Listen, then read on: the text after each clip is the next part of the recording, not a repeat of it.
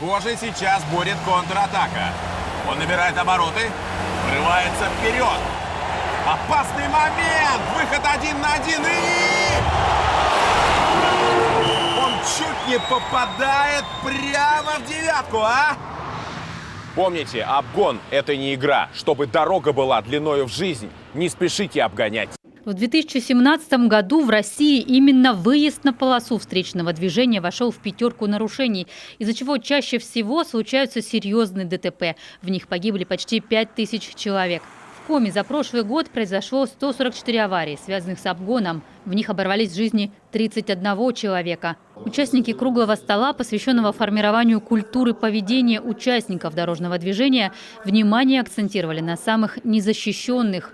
В прошедшем году все погибшие дети, пассажиры в момент ДТП не были пристегнуты ремнями безопасности.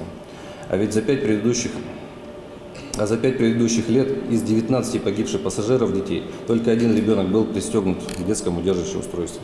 Вместе с тем, в прошлом году мы зафиксировали стремительный рост на 50% числа пострадавших детей и пассажиров, перевозившихся без применения ремней безопасности или детских удерживающих устройств. Не менее печальна статистика с участием детей-пешеходов и велосипедистов. Все из-за невнимательности, а часто и незнания правил дорожного движения. В ГИБДД предлагают использовать положительный опыт СМС-оповещения населения МЧС, чтобы достучаться до родителей. Таким образом, можно информировать, например, о статистике аварийности с участием несовершеннолетних. Детский омбудсмен Нелли Струтинская предложила увеличить количество социальной рекламы и памяток для детей. Всегда к началу учебного года нашим первоклассникам вручают дневники с разного рода рекламой, с разного рода рассказами.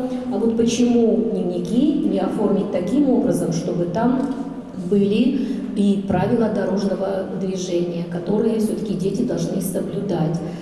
И обращаю внимание еще на то, что у нас сегодня в рамках предмета «Основы безопасности жизнедеятельности», мы можем с 1 класса уже говорить детям о том, что они должны знать. И не просто говорить, они должны хотя бы мини-экзамен какой-то сдать, как это было раньше. Самое главное, дети должны усвоить.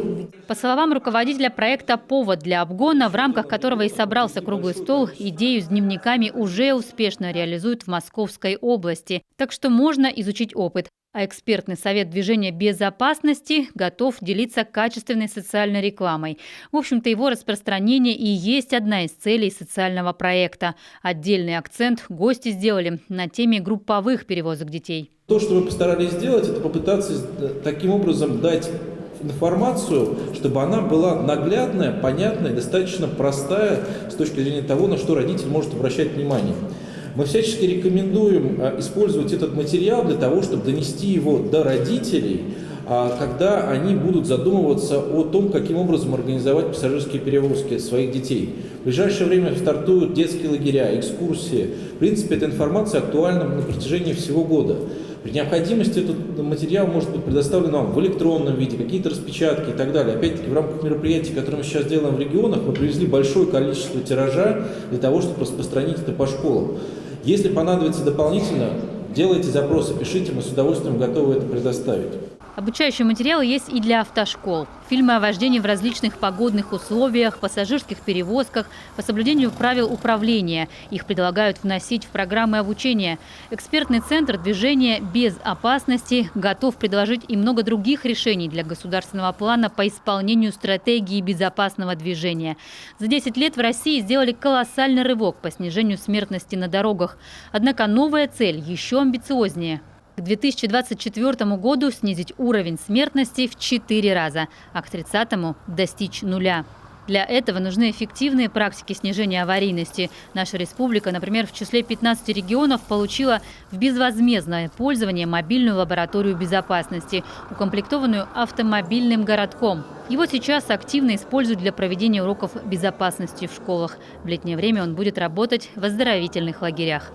А главное, получила учебно-методические решения, которые позволяют сегодня повышать квалификацию педагогов, работать с родительской общественностью и непосредственно внедрять в рамках дисциплины безопасной жизнедеятельности современные практики обучению детей культуре безопасного поведения на дорогах.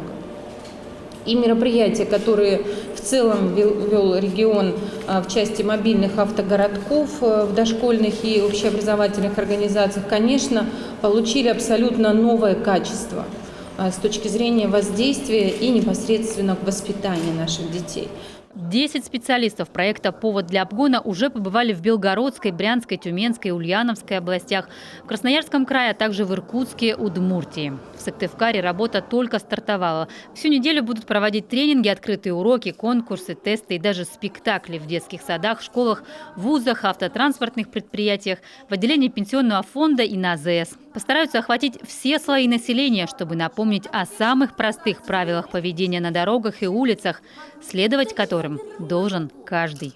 Ольга Коняева, Константин Куратов, Павел Люленмин, телеканал Юрган, Сыктывкар.